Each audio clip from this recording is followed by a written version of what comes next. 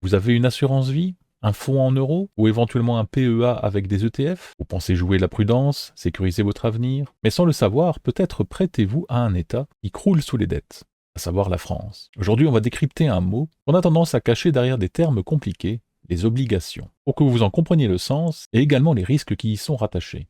Bienvenue dans la pièce sécurisée.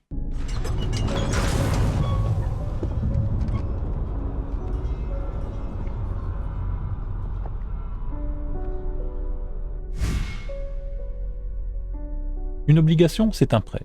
Imaginez que vous prêtez 1000 euros à un ami et qu'il est censé vous rembourser dans 5 ans avec, mettons, un petit bonus de 2% par an. Une obligation d'État française, c'est pareil, simplement, à la place de l'ami, c'est l'État. Vous lui prêtez de l'argent via des titres qu'on appelle des OAT, des obligations assimilables du Trésor. Il vous paye des intérêts tous les ans et tout à la fin, il vous rembourse votre somme. Enfin, normalement. Sauf que cet argent, souvent, on ne le donne même pas directement. C'est souvent fait via des placements qui comportent justement une part plus ou moins importante d'obligations. Et c'est là que ça devient intéressant. Et en effet, on ne va pas à la banque acheter des obligations comme on achèterait du pain. Mais elles sont partout dans nos économies. Comme par exemple, notre assurance vie, en fonds euros. Souvent, 70 à 80% de cet argent est placé en réalité sous forme d'obligations. Et on vous le dit garanti. Mais garanti par qui ?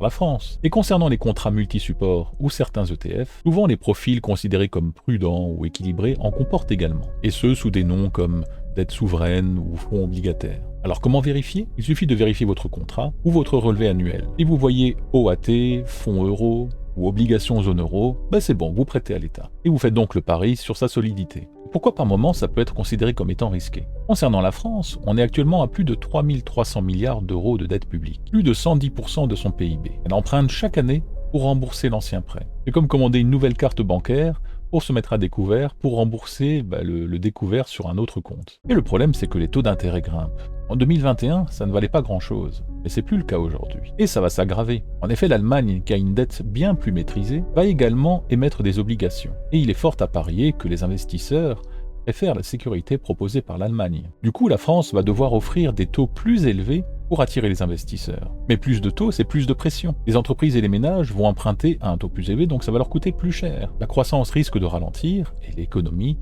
risque à un moment ou à un autre de s'effondrer. Et si l'État ne peut plus payer, qu'est-ce qui va se passer? Bien, prenons des exemples parallèles. En Grèce, en 2011, les obligations ont perdu tout simplement la moitié de leur valeur. En Argentine, en 2001, les dettes ont tout simplement été annulées. Alors en France, on n'en est pas forcément là.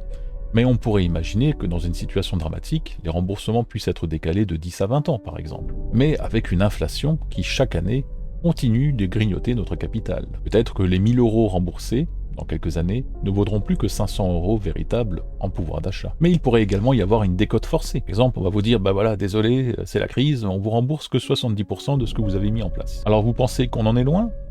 Pas forcément tant que ça. La loi Sapin 2, qui a été votée en 2016, permet déjà de bloquer nos retraits d'assurance vie en cas de crise. Si les banques venaient à trembler, ou que l'inflation venait à brusquement augmenter, comme on peut l'imaginer au travers de la guerre économique qui s'installe entre les différents continents, eh bien notre fonds euro risque de ne pouvoir être sauvé systématiquement. Imaginez, vous voulez retirer 10 000 euros, on va vous dire, désolé, vous devez attendre 6 mois, voire plus, puisque ce pouvoir de blocage peut être effectué sur 6 mois et peut être renouvelé encore une fois. Donc potentiellement, vous pouvez avoir 1 an de blocage de fonds, sans compter que la monnaie pourrait pendant ce temps évidemment se déprécier. Alors je ne dis pas que ça va arriver, je ne dis pas de ne pas prendre d'obligation, j'attire juste votre attention sur le fait qu'il s'agit là d'un risque probable. À vous de voir dans quelle mesure vous imaginez que c'est envisageable et dans quelle mesure vous souhaitez éventuellement adapter vos placements en fonction. Personnellement, j'évite en tout cas tout placement lié à des obligations d'État. Donc voici 3 conseils simples. Premier, lisez vos contrats et de comprendre si une partie de ces contrats, une partie de vos placements sont liés à des obligations d'État.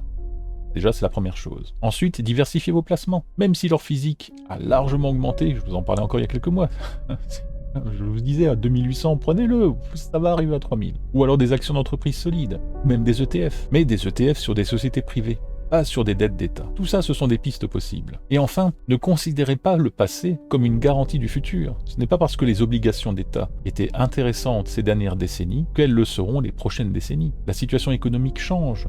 L'Europe n'est plus ce qu'elle était, et la situation de la France s'aggrave d'année en année. Alors je ne pense pas qu'il soit sage de tout miser sur un État qui vit à crédit. Notre épargne, c'est notre avenir. Si on la confie aveuglement à un système surendetté, vous pouvez prendre un risque qu'on ne vous expliquera pas. En effet, les obligations françaises, c'est un pari sur la France. Si elle perd, vous perdez avec elle. Alors renseignez-vous, diversifiez vos placements et protégez-vous, car personne d'autre ne le fera pour vous. Car encore aujourd'hui, vous avez le choix. Car ne rien faire, c'est choisir de perdre, et réagir, c'est protéger votre liberté.